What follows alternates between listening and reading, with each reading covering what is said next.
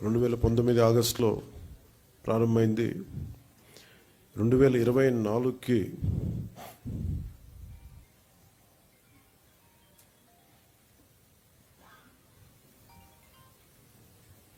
క్షమించండి 2024కి దీన్ని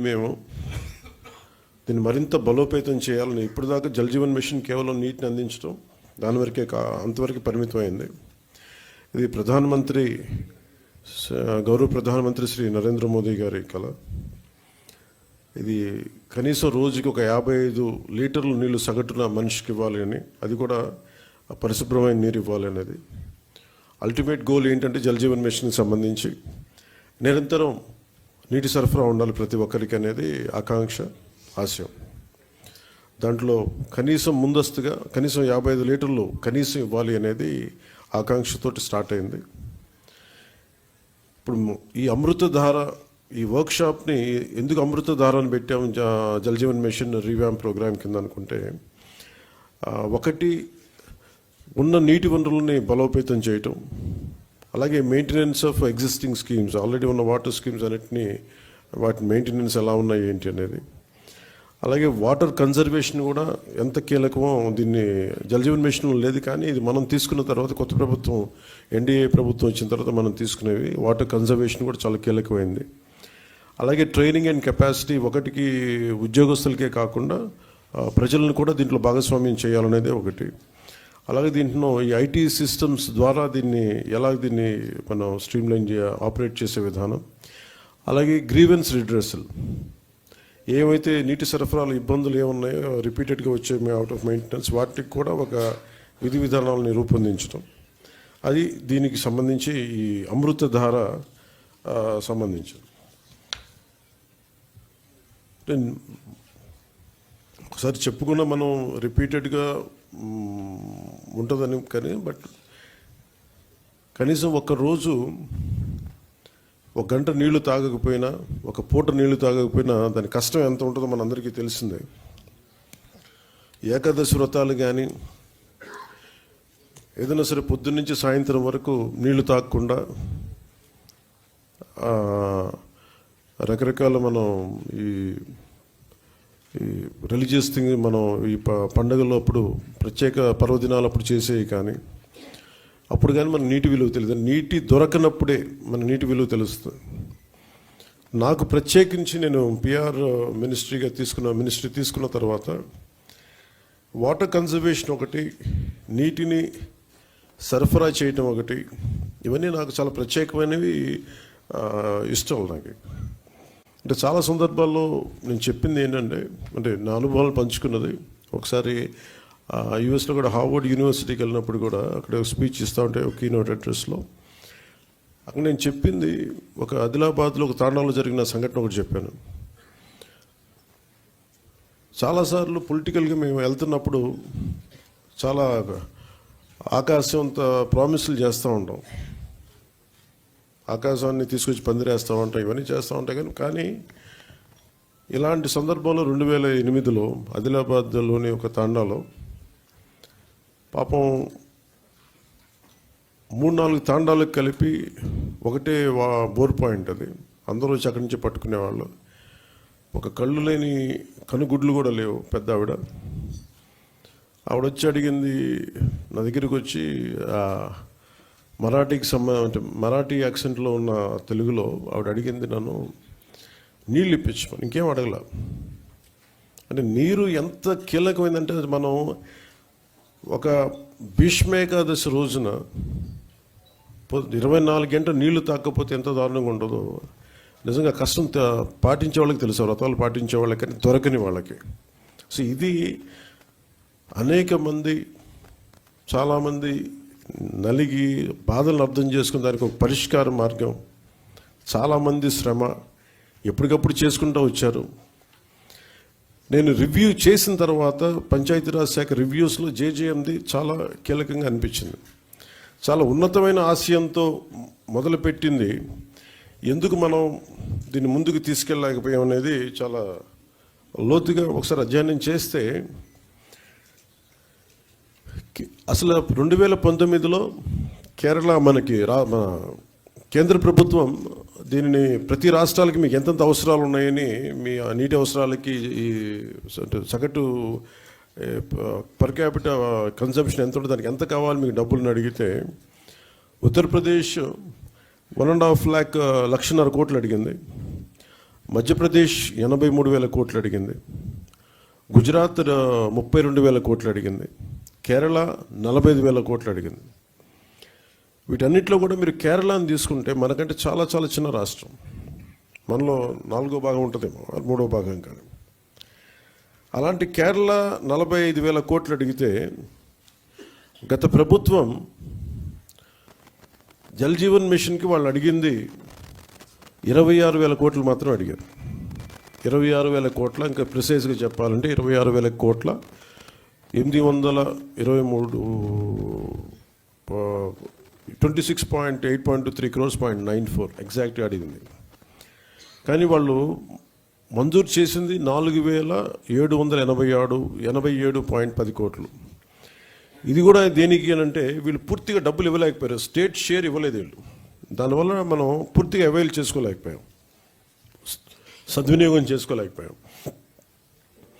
దాంట్లో కూడా మీరు వెళ్ళి చూస్తే బేసిక్గా జల్ జీవన్ మిషన్ మన కేంద్ర ప్రభుత్వం మనం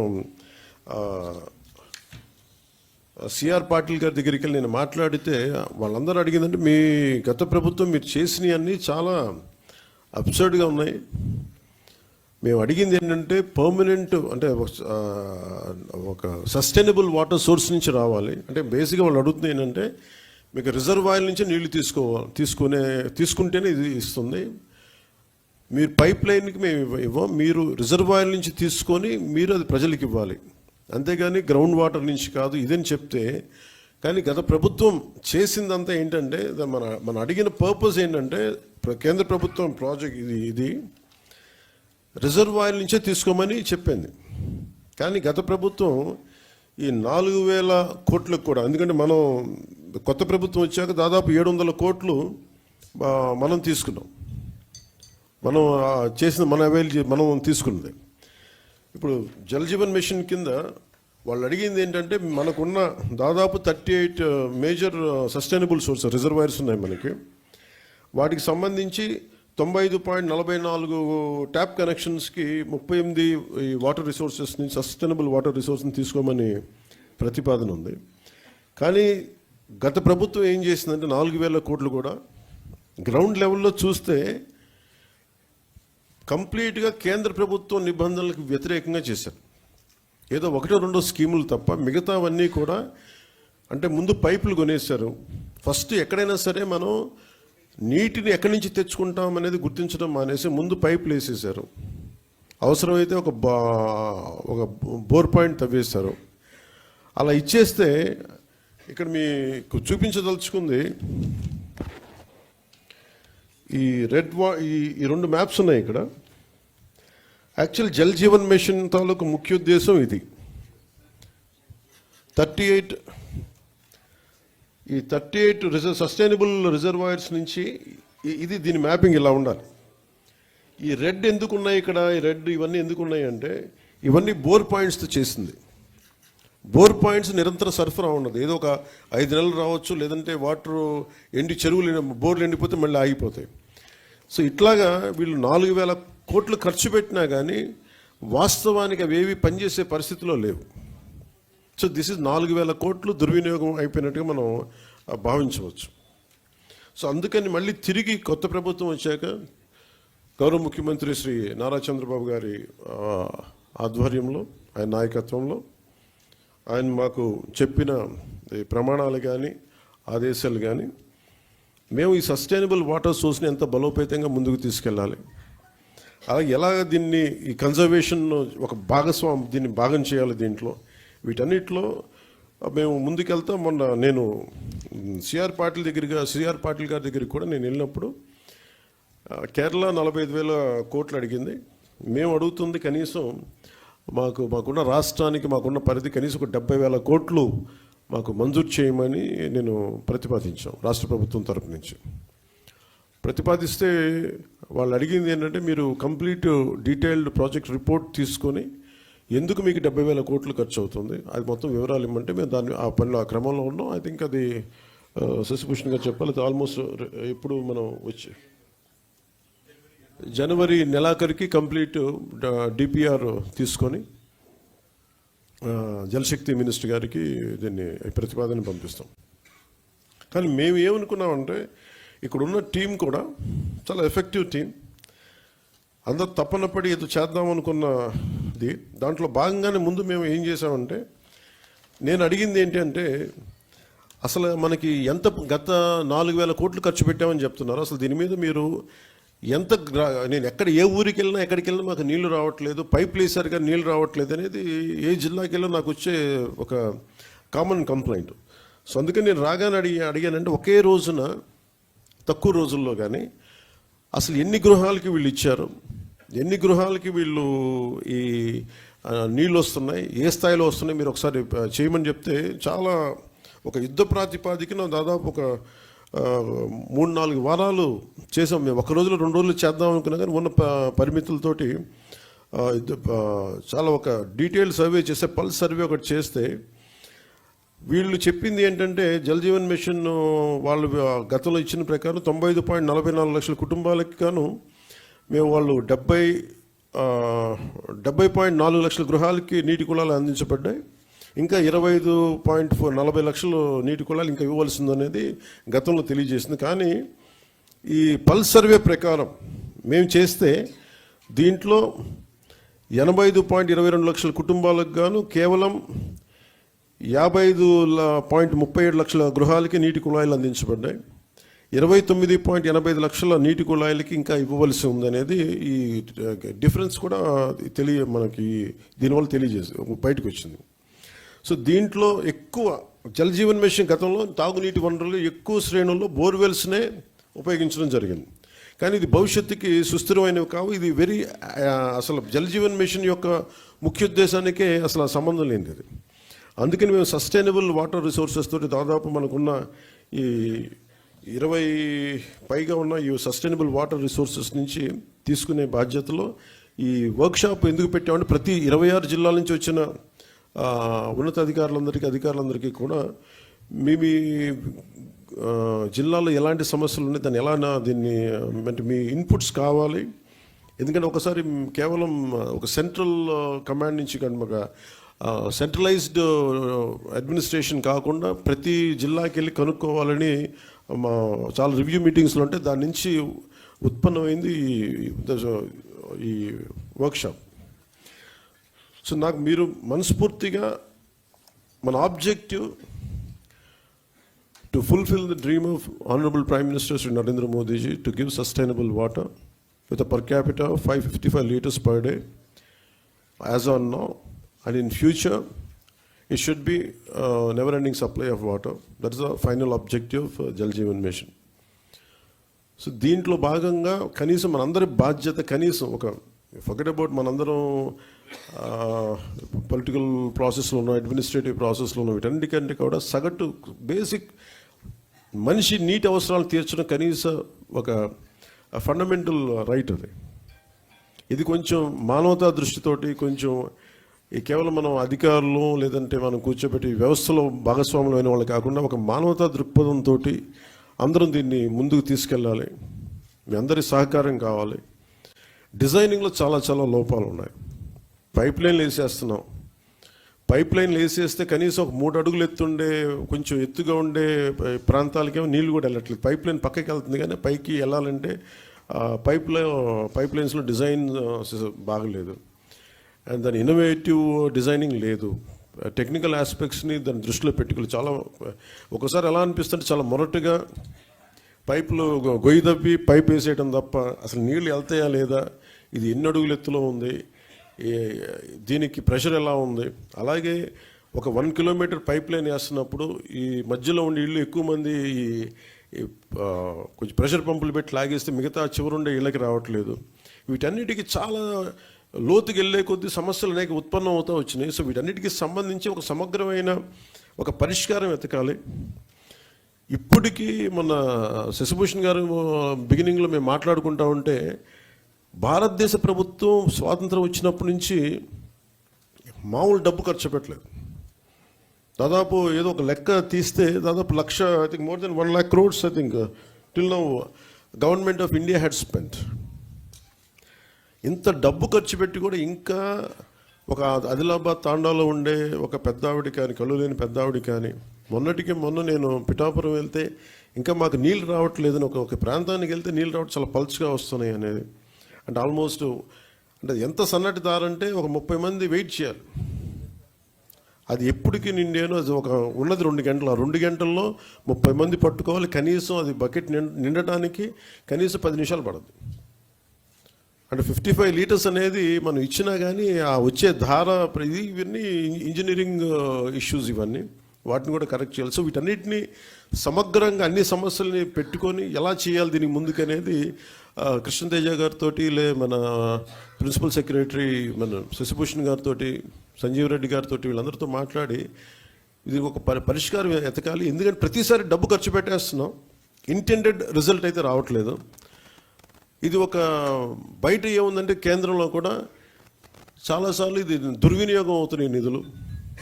అండ్ అందుకని మీరు ఎలా చేస్తారనేది నన్ను సిఆర్ పాటిల్ గారు అడిగినప్పుడు ఐ గేవ్ మై కమిట్మెంట్. నేను పంచాయతీరాజ్ శాఖని తీసుకున్న తర్వాత దీన్ని బలోపేతం చేస్తాం. అలాగే rural water supply Jal Jeevan మిషన్ని చాలా బలంగా ముందుకు తీసుకెళ్తాం. అవసరమైన చోట ఇన్నోవేషను, అలాగే టెక్నాలజికల్ ఏమేమైతే మనం హెల్ప్ తీసుకోవాలి అవన్నీ తీసుకుంటాం. అందుకని దీన్ని పొడిగించమని కోరాను. 21కి ఇంకొక సంవత్సరంలో అయిపోద్ది, ఈ జనవరికి అయిపోద్ది. కానీ మేము పొడిగించమని కోరాం. అలాగే అదనంగా నిధులు కూడా కోరాం మేము. ఇది ఎందుకంటే మేము పెట్టుకుంది ఏంటంటే ఇది స్టేట్ నిజంగా సఫర్ అవుతుంది. నేను ప్రత్యక్షంగా ఎన్ని చోట్ల తిరిగాను. గత ప్రభుత్వం కనీసం ఫిల్టర్ బెడ్స్ తాలూకు ఇసుక మార్చాలి, అంటే ఒక 5 లక్షలు ఫిల్టర్ బెడ్స్ని కూడా మార్చాలి. అలాగే మనకి ఇప్పుడు ఈ సస్టైనబుల్, అలాగే మనం వాటర్ షెడ్ మేనేజ్మెంట్ కానీ, అలాగే మనం నీటి వనరులను సంరక్షించుకోవడం కానీ, పెద్ద ఎత్తులో ప్రజలను కూడా దీన్ని భాగస్వామ్యం చేయాలి. వీటన్నిటిని అన్నిటినీ సమగ్రంగా తీసుకుని ఒక హోలిస్టిక్ ప్లానింగ్ తోటి ఈ జేజేఎంని మనం ఆంధ్రప్రదేశ్కి దీన్ని అమృతధారగా దీన్ని నామకరణం చేసి దీన్ని ముందుకు తీసుకెళ్తున్నాం. దీని objective are quite superior. So దీన్ని మీ ఆలోచనలు, మీ సలహాలు, అన్ని సూచనలు అన్నీ మాకు ఇస్తే మనందరం కలిసికట్టుగా దీన్ని ముందుకు తీసుకెళ్ళి ఈ సాయంత్రానికి ఒక పరిష్కార మార్గం, ఒక వర్కింగ్ మోడల్ సాధించేలాగా, మనం అనుకున్న ఆబ్జెక్టివ్ సాధించేలాగా ముందుకెళ్ళాలి. అందుకని మీ సలహాలు, సూచనలు కావాలి. ఇది ఒక not as a deputy CM, not as a Panchayat Raj minister, rural water supply, వీటి కాకుండా ఐ అపీల్ టు యూ, నేను మిమ్మల్ని అభ్యర్థిస్తున్నాను. Give me your best efforts. మన దాదాపు 1 కోటి మందికి నీటి అవసరాలు ఉన్నాయి, 1 కోటి కుటుంబాలు ఉన్నాయి. 1 కోటి కుటుంబాలకి సురక్షిత మంచినీరు అందించాలన్న ఒక మిషన్గా, ఒక ధ్యేయంగా ముందుకెళ్తున్నాం. మీరు మనసు పెట్టి దీన్ని సాధించేలా మీ అందరి సహకారం కావాలి మనస్ఫూర్తిగా కోరుకుంటూ, మిమ్మల్ని మీ సహాయ సహకారాలని అభ్యర్థిస్తూ నేను ఈ వర్క్షాప్ని నేను ముందుకు తీసుకెళ్తున్నాను. మళ్ళీ ఇది అయిపోయిన తర్వాత మీ సలహాలు, సూచనలు తీసుకున్న తర్వాత మళ్ళీ సాయంత్రం మళ్ళీ మాట్లాడతాను. Thank you sir. తమరు ఆశించిన విధంగా ఆర్డబ్ల్యూఎస్ డిపార్ట్మెంటు ఈ జలజీవని ఇంప్లిమెంటేషన్లో పూర్తిగా మేము సహకరించి ప్రతి కుటుంబానికి మంచి నీరు అందించేదానికి సర్వదా కృషి చేస్తామని చెప్పి, అదేవిధంగా మిమ్మల్ని చూసి మేము ఇన్స్పైర్ కూడా అవుతున్నాం సార్. తమరు కొన్ని మీటింగ్స్లో చెప్పేవాళ్ళు, ప్రజలు నాకు అధికారం ఇవ్వలేదు, బాధ్యత ఇచ్చారు అనే వర్డ్ నాకు ఎప్పుడూ రిమైండ్ అవుతుంటుంది సార్ నా మైండ్లో. ఆ బాధ్యత అనేది మాలో కూడా రావాలని చెప్పి ప్రతి ఆర్డబ్ల్యూఎస్ ఇంజనీర్ని చెప్తున్నాను. సో వాళ్ళందరి తరఫున మేము తప్పకుండా ఈ జలజీవన్ మిషన్ యొక్క ఉద్దేశాన్ని తప్పకుండా నెరవేరుస్తాం sir. Thank you sir. Media మిత్రులందరూ ఇంకా వెళ్ళవలసిందిగా కోరుతున్నాను. టీ బ్రేక్ తీసుకున్న తర్వాత మేము డిపార్ట్మెంట్ ప్రజెంటేషన్స్ తీసుకోవడం జరుగుతుంది. ప్లీజ్ కైండ్లీ మీడియా మిత్రులంతా వెకేట్ చేయండి.